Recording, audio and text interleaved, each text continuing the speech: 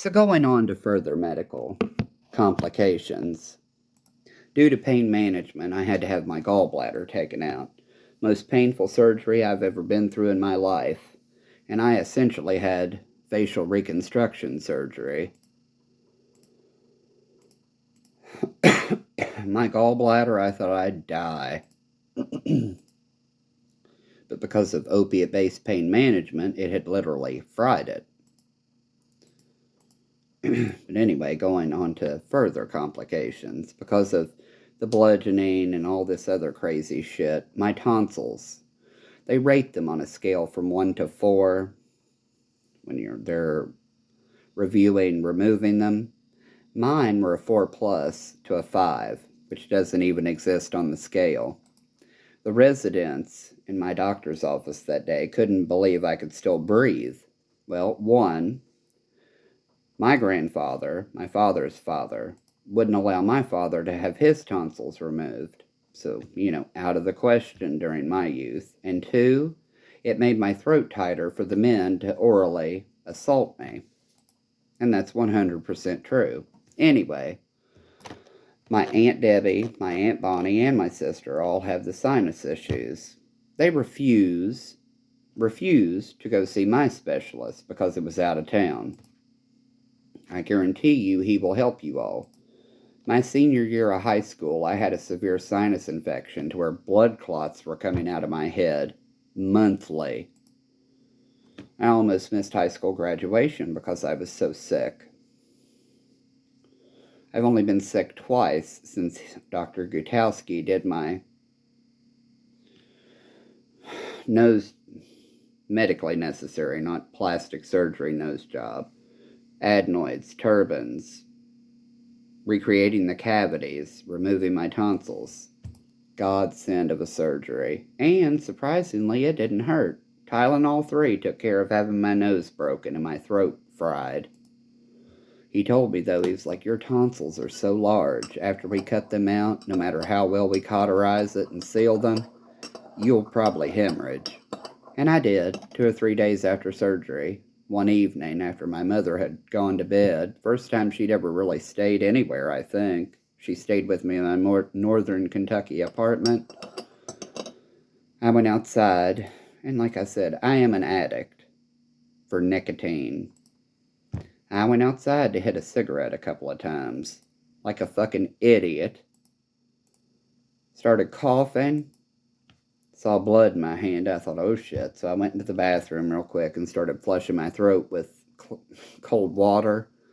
Well, the blood just started pouring out of my throat. So I ran in the bedroom and I got my mother awake. And I'm like, I'm hemorrhaging. Need to go to the ER now. Should I call an ambulance? No, just throw on your shoes. You can't drive on the interstate and I can. Bleeding out, I can. In the Jeep. I lived in Taylor Mill. Turkeyfoot was only an exit away. So me bleeding out, hemorrhaging.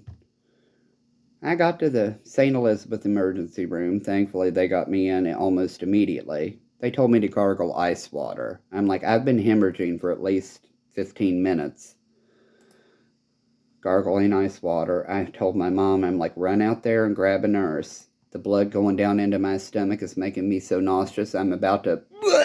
And blood went everywhere. Next thing I knew, there was a male nurse cutting every stitch of clothing off of me. We have to rush you into ER surgery to recauterize that before you bleed out. I'm like, holy shit. Make sure my mom's okay. My dad was madder than hell. God damn it. Now she's gonna have to stay up there another extra day or two. Tell your goddamn daddy's girl to take care of your sorry ass while your wife is away.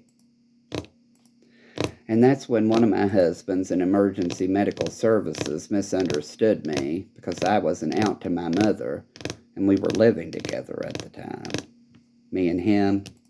I'm like, I can't have you staying here right now. I told you my mother would be here for my surgery. I can't go through, coming out and this major fucking reconstructive type surgery and everything. He got mad and left me. I'll stop by Carlisle's EMS place and we'll have lunch every once in a while, sweetheart. Maybe we'll get back together sometime. And guess what? He wound up having the same kind of stroke I did, which are extremely uncommon. He wasn't the only EMS member I'd been married to.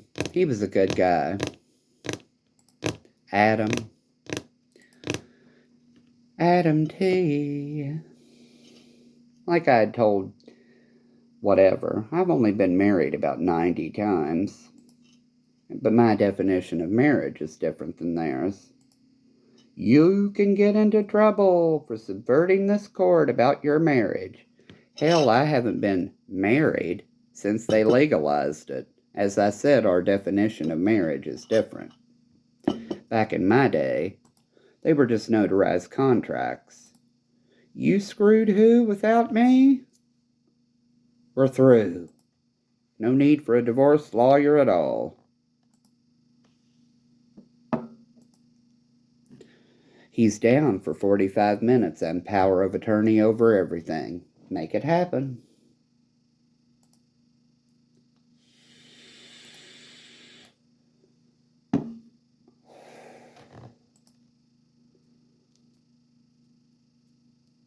Na na na